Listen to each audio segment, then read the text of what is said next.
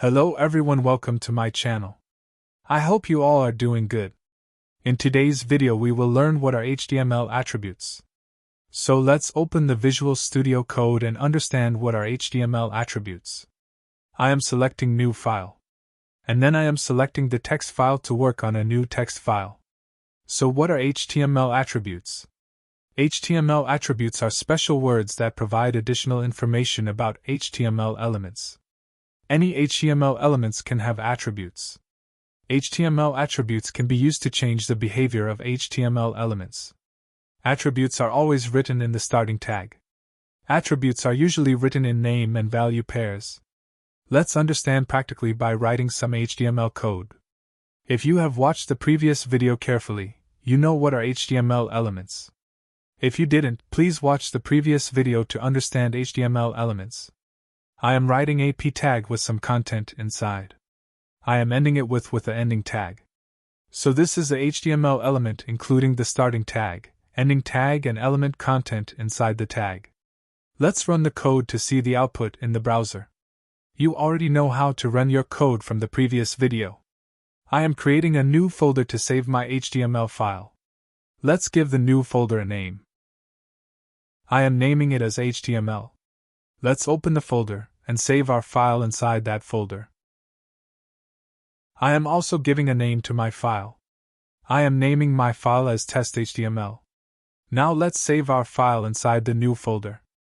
I am selecting Google Chrome as my browser to see my code output. So here you can see that we got our element content as our output. As the output we got what we wrote inside the p tag successfully. Let's close the browser window and get back to our code.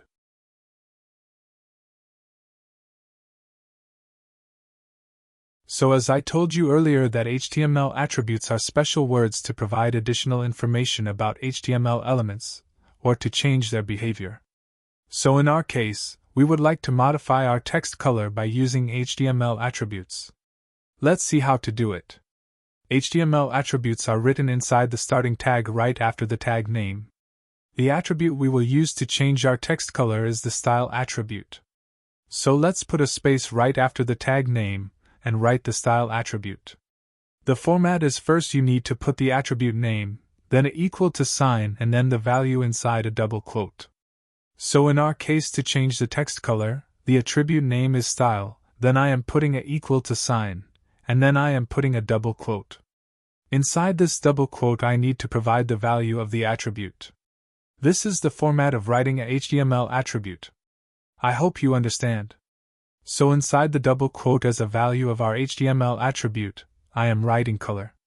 Then a colon sign, then I am writing red as I want my text to be red.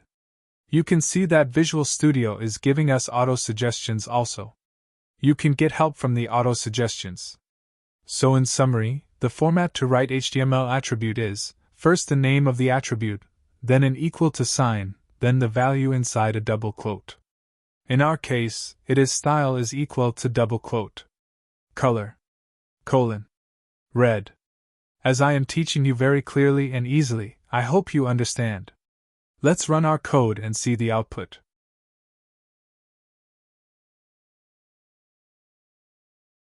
So we did it, guys. We have changed our text to red. Congratulations if you got your output too. I hope you understand what is HTML attributes and how to write them. Next I will show you how to make a hyperlink using HTML element and attribute.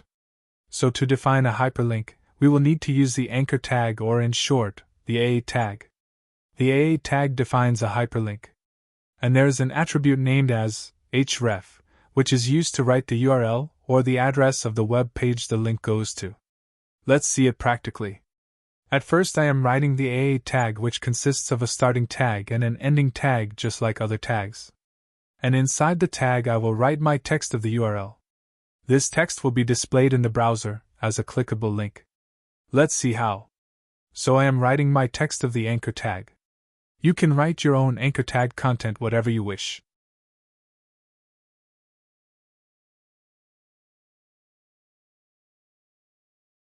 So I have completed my anchor tag. I just need to write the attribute same as before. In this case we will use the href attribute. The href attribute is used to specify the URL of the page a link goes to. So as the value, we will write the Google website address to make this a hyperlink that will take us to google.com. You can put any other website that you want. So by following the HTML attribute format, I have written the attribute first, and that is href in this case. Then the equal to sign, and then the double quotes same as before. And as the value of href attribute, which requires a website address, I am providing google.com address to make this hyperlink take us to google.com. So finally our anchor tag is complete including the attribute. I have made a hyperlink of google.com. Let's run our code and see the output of our anchor tag. And boom! We have got our hyperlink as the output, and you can see that the text has an underline just like a link, and by hovering it you can see the link also. I hope you understand how to use the anchor tag to create hyperlinks. Let's click on our hyperlink now. It worked, guys. You can see that our hyperlink has redirected us to google.com just like we wanted. Isn't it fun? By watching my videos you will find it very easy and fun to learn HTML. So please like and share my videos and subscribe to my channel to stay updated. Next I will show you how to display an image in the web page by using HTML elements and attributes. For that we will use the image tag, and in short it is written as img. If you remember, in the last video I have demonstrated that there are some tags which does not have the ending tag. These tags are called the empty tag. The img tag is an empty tag, which means it only has the starting tag and no ending tag. And the attribute we will use is the source attribute. The source attribute is written src in short, and this src attribute in HTML specifies the location of a digital source, such as a file path or URL. In our case, we will display an image file from a folder. Let me demonstrate it practically by writing the code. As the img tag is an empty tag that has no ending tag, so I have written only the starting tag and my tag is complete. Now I will write the src attribute inside the img tag. The HTML src attribute specifies the URL or file path of an external resource, such as an image, video, audio file, or script. So just like the previous attributes, I am writing my src attribute. And for the value of this src attribute, we need to provide the exact name of the file or file path that we want to display. For me, I have already downloaded an image file to display it in the web page. To make it easy, at first I will take the file under the same folder as my HTML file. So it will be in the same directory. I have named it as nature.jpg. The file that I am writing my HTML code is under this HTML folder, so let's cut the image and paste it inside this HTML folder. You can see that my HTML file that is named test.html, in which I am writing the HTML code, and this image file both are under this HTML folder. Now, as it is in the same directory, in the src attribute, I will just write the image file name, which is nature.jpg. You can also see that I am getting the file name in the auto-suggestion as it is in the same folder. You will have to write your own file name here. So I have selected my image file as the source of the image that I want to display in the web page. Now let's run the code to see the output.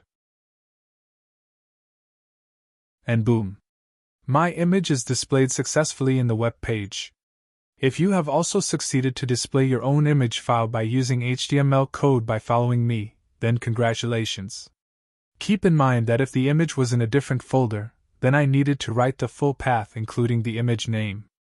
As my image is in the same folder as my HTML file, so writing only the image name is enough. That is why I kept both of those files in the same folder to make it easy. Now let's see how to change the height and width of my image. To do that, there are two different attributes named width and height. So I am writing the width and height attribute. The width attribute specifies the width of the element. Similarly, the height attribute specifies the height of the element. It can be in pixels or percentages. For me, I am defining it in pixels. You can write the px word or not, it's the same.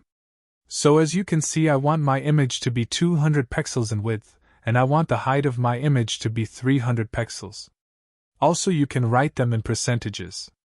For example, you can write height is equals to 50%. Here, 50% means half of element container. Let's run our code to see the output.